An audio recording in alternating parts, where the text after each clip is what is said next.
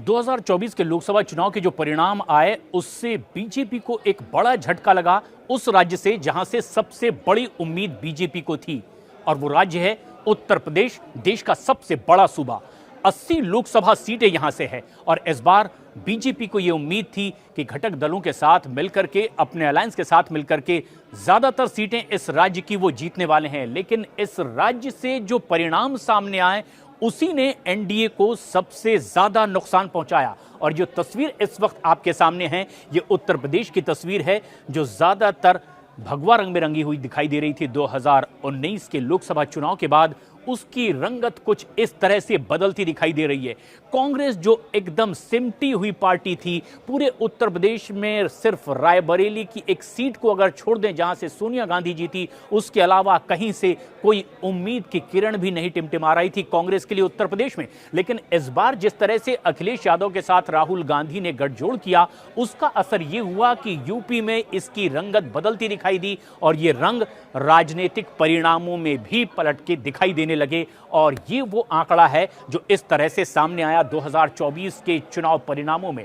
INDIA जो कि बड़ी बढ़त के साथ में यहां पर देश में अपने वर्चस्व को बढ़ाने में सबसे ज्यादा सीटें लेकर निकला, और यह है वही राज्य उत्तर प्रदेश।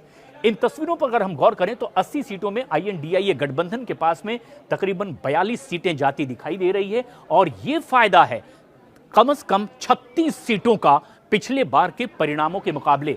और एनडीए के पास में 37 सीटों के आसपास अगर आती दिखाई दे रही है यहां से, तो ये एक बड़ा नुकसान है, और ये नुकसान है तकरीबन 27 सीटों का। और देश के इस लोकसभा चुनाव में जो आंकड़े रिफ्लेक्ट करते हैं केंद्र में सरकार बनाने के लिए, उसके लिए एक बड़ा झटका इसी उत्तर प्रदेश से लगा है एनडीए को। उसके घटक दलों के साथ में जिस तरह की प्रदर्शन की उम्मीद थी, उसमें तकरीबन 27 सीटें एनडीए को कम मिली है। अगर इस पर हम गौर करें तो यह तस्वीर कुछ इस तरह से सामने आती है उत्तर प्रदेश की आंकड़ों के साथ। एनडीए के पास तकरीबन 37 सीटें, जिसमें कि 27 सीटों का नुकसान उन्हें दिखाई दे रहा है। बीजेपी 34 सीटों के आसपास जीतती दिखाई दे रही है। अकेले बीजेपी को ही कम से कम 28 सीटों का नुकसान इकलौते उत्तर प्रदेश से होता हुआ दिखाई दे रहा है।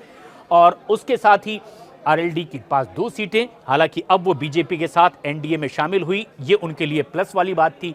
लेकिन एडीएस 1 सीट पर ये एक माइनस होती दिखाई दी, 1 सीट का उन्हें नुकसान हुआ है, और ये आंकड़ा एनडीए का है। लेकिन पिछले चुनाव से एक बड़ा नुकसान उत्तर प्रदेश से। अगर इसी तरह से हम आईएनडीआई की बात करें तो ये आंकड़े उत्तर प्रदेश से कुछ इस तरह से सामने आ रहे हैं। 80 सीटों में करीब 42 सीटें इनके पास में है।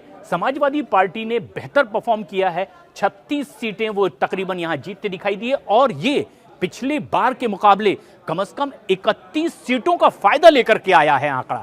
सीधे सीधे ये आईएनडीआईए गठबंधन को एक बड़ी ताकत देने वाला राज्य दिखाई दिया इस चुनाव परिणाम में। कांग्रेस के पास में 6 सीटें आई, और ये 6 सीटों में इस बार का फायदा 5 सीटों का है। सिर्फ इकलौती रायबरेली की सीट थी, लेकिन अब उसके अलावा भी 5 सीटें कांग्रेस के खाते में हैं, और ये आंकड़ा आईएनडीआईए का। दरअसल जिस तरह की तस्वीर यहां से उभरने की उम्मीद एनडीए को थी, खासतौर पर बीजेपी को थी, उम्मीद के मुताबिक इस उत्तर प्रदेश से एनडीए का वो प्रदर्शन नहीं रहा, और इसीलिए इसी की छाया उन राष्ट्रीय आंकड़ों में भी दिखाई दी जो देश भर के चुनाव परिणामों को प्रभावित करती है, क्योंकि ये सबसे बड़ा राज्य था। और माना जा रहा है कि यहां से आने वाले आंकड़ों की वजह से ही बीजेपी अपने दम पर इस वक्त बहुमत के आंकड़े के करीब नहीं दिखाई दी, और एनडीए को भी एक बड़ा नुकसान हुआ, और विपक्षी दलों को फायदा भी इसी उत्तर प्रदेश राज्य से हुआ।